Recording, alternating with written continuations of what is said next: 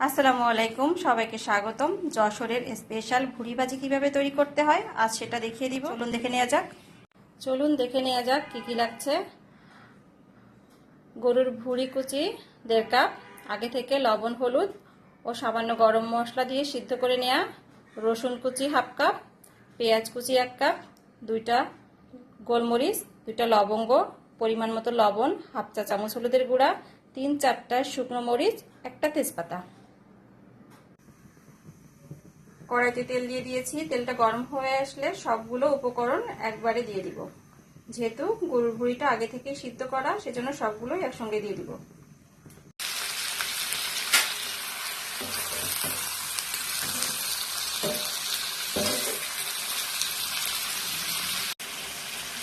দিয়ে দিব 2 টুকরা দারুচিনি ও 1টা এলাচ।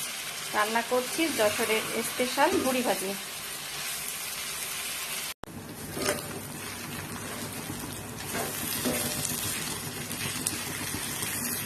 প্রায় হয়ে এসেছে, আরো কিছুক্ষণ নেড়ে চেড়ে ভেজে নিব।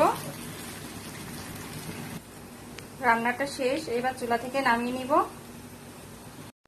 রান্নাটা শেষ। এটা গরম ভাত, রুটি এবং পরোটার সাথে দারুণ লাগে।